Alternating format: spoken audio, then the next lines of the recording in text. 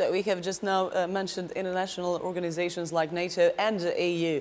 The question for you regarding the European Union would be, do you believe that the European Union is strong enough and capable enough to deal with the situation in the Balkans, while we can witness their politics of conditioning? No, I don't think they are. I think the history of the European Union has not demonstrated any real capability to handle situations when they get very, very difficult and perhaps involve the use of force. They haven't shown that capability. They consistently hope to show the ability. When Yugoslavia started to break apart, the United States, for its own reasons, wanted to leave this to the European Union to handle. The European Union was very happy to try to handle it, and they couldn't do it. They couldn't do it without the United States. We have strengths, we have weaknesses. But I think one of our strengths is that if we believe in a cause, we can be decisive and follow through in a strong way. And Europe, with its 26, 27 members, the European Union does not have this cohesiveness and the ability to act quickly in situations. So I think that is a real challenge for the European Union. So is it maybe enough to cooperate with the NATO alliance, or to cooperate with other global political players on the scene? Well, for an example, the USA. Yes, but there's a lot of reasons for joining and cooperating with the European Union as well. I think it needs to be seen as something that has benefits and drawbacks, the same as any other alliance. But I think the right path for Montenegro is Euro-Atlantic integration, but at the same time, not neglecting relationships with other powers, not only in the region, but in the world. China, India, Russia, etc. There's no reason to have anything but very strong relationships with them as well. Right now, Montenegro is, that's what they say from the European Union, very positive example of European integrations. We have recently received positive opinion of the European Commission regarding status of candidate country. But I would like to ask you to compare two situations. After the fall of Milosevic, Montenegro was completely put aside by the USA because they had Serbia as the largest country in the Balkans, who was willing to conduct the reforms required by the USA. Is there a possibility that the same happens with the relations towards the European Union when or if Serbia decides to fulfill all the requirements by the European Union? Is there any way for Montenegro to be again, throughout history, put aside, but not towards the USA, but towards the European Union? I think one of the successes of the past several years has been that Montenegro has carved out its own identity. And that identity has been placed in the minds of the United States, people of the European Union, and other places. So I don't see that danger.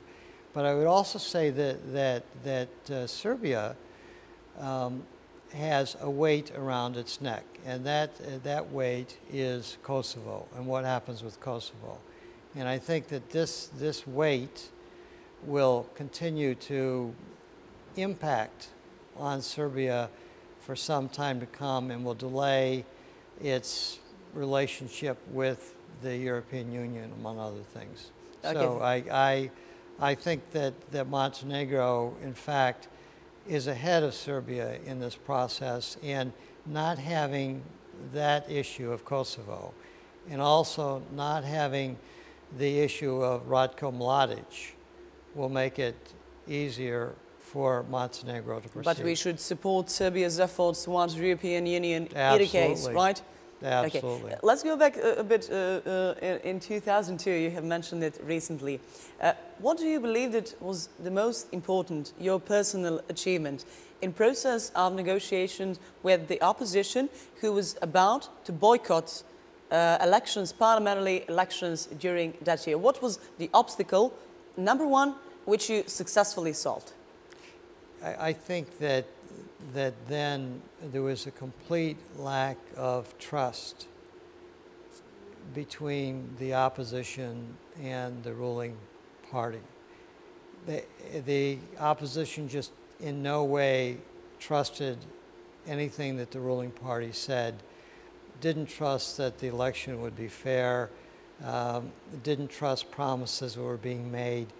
And my contribution was to be a sort of a bridge, a guarantee, if you will, that promises made would be kept and the election would be one that would be held under good circumstances. And I think the opposition, at least to some extent, came to an agreement with the government because of my help. What were the conditions of opposition parties at that time? Well, again, first of all, they didn't think that the election would be fair. They thought there would be a large amount of fraud. Number two, they thought that the monies that each party was supposed to get for the election campaign wouldn't be delivered on time. Number three, they thought that the media was too controlled by the government and therefore they wouldn't be given equal treatment. Number four, they were unhappy about the judicial system and appointments to your Supreme Court or Constitutional Court. And number five, they were unhappy with the seats allocated to the Albanian minority because those seats always voted for the ruling party. So they were unhappy with all of those things. And so we had to one by one try to deal with these in a fair way.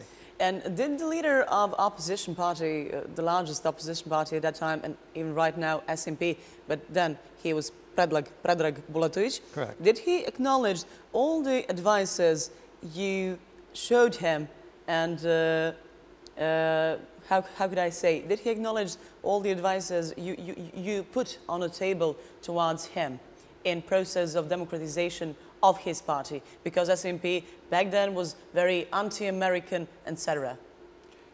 I have a lot of regard for Predrag Bulatović. I think that he believed in his party. He wanted his party to move to be considered to be a normal European party. He had a lot of opposition to that within the party that he had to overcome. So he had to be very careful in steps he took, because if he went too far, he would be undercut from within his own party.